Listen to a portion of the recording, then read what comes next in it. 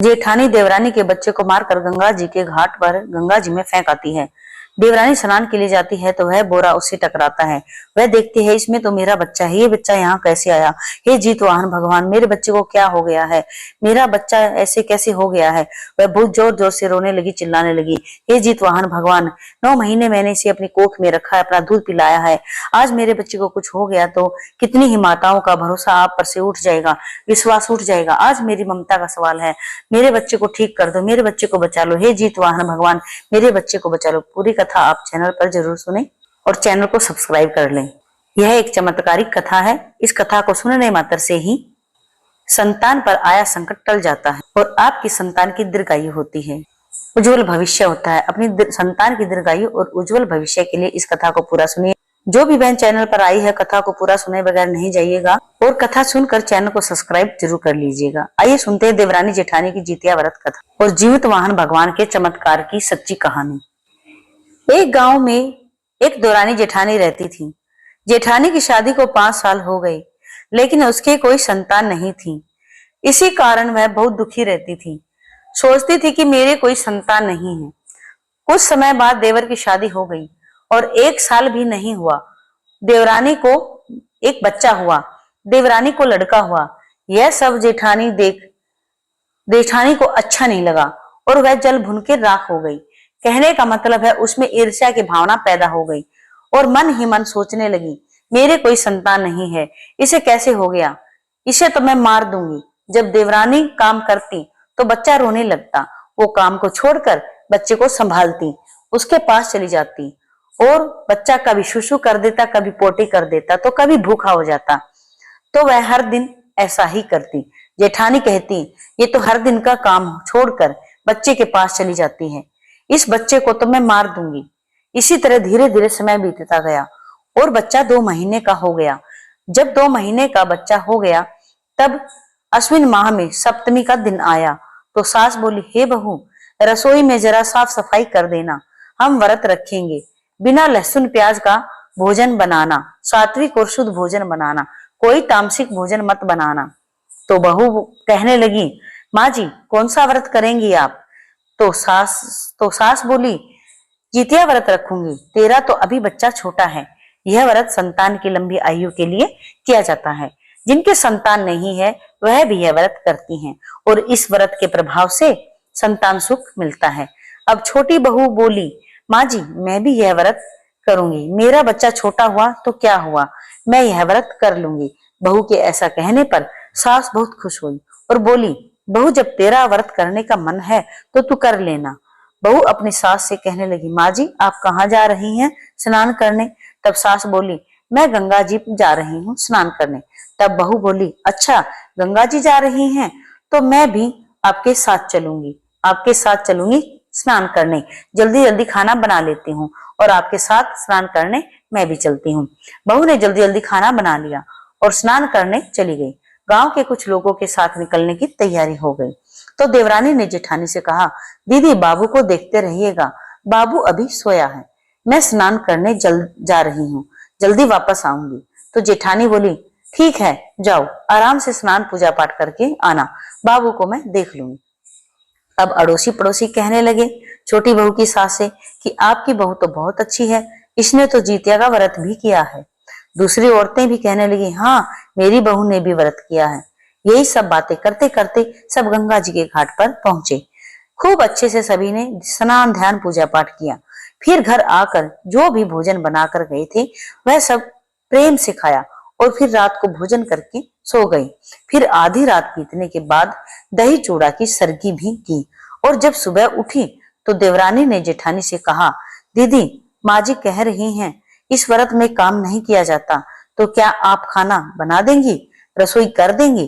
तो जेठानी बोली, हाँ मैं बना दूंगी।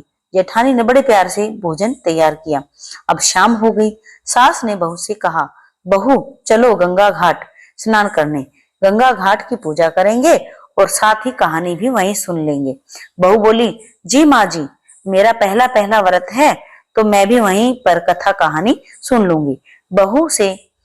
बहू ने घर से हाथ में कपड़ा ले लिया नहाकर पहनने के लिए। छोटी बहू अपनी जेठानी से बोली, दीदी मैं जा रही हूँ, गंगा जी के घाट स्नान करने।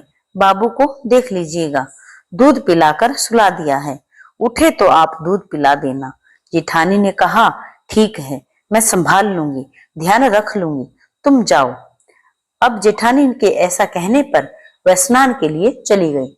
लेकिन जेठानी ने क्या किया, देवरानी के जाते ही जेठानी ने बच्चे को मार दिया और बच्चे को मारकर लाल कपड़े में लपेटकर एक बोरी में भर दिया। अब बोरी में डालकर गंगा जी के घाट पर गंगा जी में फेंक आई और जल्दी जल्दी घर आ गई, कहीं कोई उसे देख ना ले। अब जो औरतें गंगा जी में स्नान कर रही थी, उनके पैरों से बोरी टकरा टकरा कर इधर से उधर से इधर जा रही थी। सब पैरों से आगे की ओर धकेलते जा रहे थे। धकेलते धकेलते वह बोरी उस बच्चे की मां के पैरों से टकराई। यह भी भगवान का एक बहुत बड़ा चमत्कार था, एक बहुत बड़ी भगवान जीवित वाहन की लीला थी। भगवान जीवित वाहन की लीला अपरंपार है। जब बोरी उस बच्चे की मां से टकराई तो उसने उस बोरी को बाहर निकाला और देखा उसमें तो उसका बच्चा है कि ये बच्चा यहाँ कैसे आया। इसे खोलकर देखा तो जब वह रोती है, कपड़ा हटाकर देखती है, यह तो मेरा बच्चा है, ये यहाँ कहाँ से आया, कैसे आया, ये तो घर पर था, यहाँ कैसे आया। बच्चे को उठाकर छाती से लगाया, बाहों में झुलाया और जोर जोर से रोने लगी। बच्चे को खूब हिलाया झुलाया, लेकिन बच्चा ना रोता ना कुछ हाथ पैर हिलाता। वह बहुत जोर जोर से रोने लगी, चिल्लाने लगी, हे भगवान, ये क्या हो गया। 9 महीने मैंने इसे अपनी कोख में रखा, सीने से लगाया, अपना दूध पिलाया, लाड प्यार किया।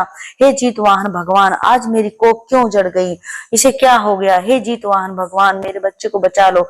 आज अगर इसे कुछ हो गया तो आप पर से सभी माताओं का विश्वास उठ जाएगा, कोई भी आप पर विश्वास नहीं करेगा। आप से सभी माताओं का विश्वास टूट जाएगा। आज के बाद कोई भी जीत्या व्रत नहीं करेगा। हे जीतवाहन भगवान, मेरे बच्चे को बचा लो। आज एक माँ की ममता का सवाल है, एक माँ के विश्वास को मत टूटने दो। मेरे बच्चे को बचा लो, मेरे बच्चे को मुझे लौटा दो।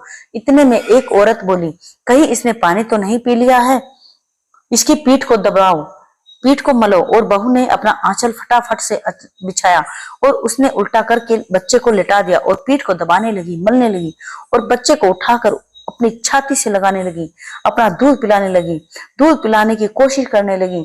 इतने में बच्चे ने मुंह खोला, दूध पीना शुरू कर दिया और हाथ पैर भी चलाना शुरू कर दिया और बच्चे की माँ खुश हो गई। और सभी लोग वहां हैरान थे कि ये सब क्या चमत्कार हो गया। सभी खुश होकर जीवित वाहन भगवान की जय जयकार करने लगे। जीत वाहन की जय, जीत वाहन भगवान की जय, जीत वाहन भगवान की जय, जीत वाहन भगवान की। इस तरह से सभी जीत वाहन भगवान की जय जयकार करने लगे। सभी ने वहां पर कथा सुनी, पूजा पाठ की और फिर शाम हो गई और सभी गंगा घाट से लौट कर घर आ गई। छोटी बहू बोली, दीदी दरवाजा खोलो। सास ने भी आवाज लगाई, बहू दरवाजा खोलो, लेकिन दरवाजा नहीं खोला। अब तो गांव के सभी लोग भी आ गए, पति आ गया, ससुर आ गए, देवर भी आ गया, फिर भी दरवाजा नहीं खोला। तब छोटी बहू का पति छत से चढ़कर अंदर आंगन में कूद गया और फिर दरवाजा खोला। देवर कमरे में दरवाजे के पास जाकर बोला, भाभी दरवाजा क्यों नहीं खोल रही हो, दरवाजा क्यों नहीं खोल रही हो। पर वह तो खुशी के मारे मानो जैसे पागल सी हो गई थी, खूब जोर जोर से हंस रही थी, ठहाके लगा लगा कर हंस रही थी और कहने लगी कि अब तो वह भी मेरे जैसी हो गई है, जैसे मैं निसंतान हूँ अब वैसे वो भी हो गई है। मैंने उसका बच्चा मार दिया है, मैंने उसका बच्चा मार दिया, अब वो मेरे जैसी हो गई है। देवर बोला, भाभी जी अंदर कौन है, अंदर कौन है, आप किससे बतिया रही हैं, इतना जोर जोर से क्यों हंस रही हैं, क्या बात है, आप इतना जोर जोर से क्यों हंस रही हो, बाहर आओ, दरवाजा क्यों नहीं खोल रही हो, बाहर आओ, दरवाजा क्यों नहीं खोल रही। उसे तो अपनी खुशी में मानो किसी की आवाज ही सुनाई नहीं दे रही थी। तब तो सारे लोग घर के अंदर आ गए थे। जेठानी ने दरवाजा खोला तो देखकर हैरान रह गई कि देवरानी की गोद में तो बच्चा है, यह कहाँ से आया। उसने तो बच्चे को मार कर गंगा में फेंक दिया था। लेकिन जेठानी अपनी सच्चाई को छुपाते हुए बोली, अरे बाबू को सारी जगह मैंने ढूंढा, बाबू कहीं नहीं मिला, तुम इसे साथ ले गई थी क्या। तब देवरानी बोली, उसे सब कुछ पता होने के बाद भी देवरानी बोली कि हाँ दीदी, मैं इसे साथ ले गई थी ताकि वो आपको परेशान ना करे। तब सास ने कहा बड़ी बहू से, अरे तू तो बहुत कपटी है, दूसरे की संतान से तू खुश नहीं है, इसीलिए तेरे कोई संतान नहीं है आज तक, इसीलिए तू निसंतान रही। इसे मार कर गंगा जी में फेंक दिया तू बड़ी कठोर है।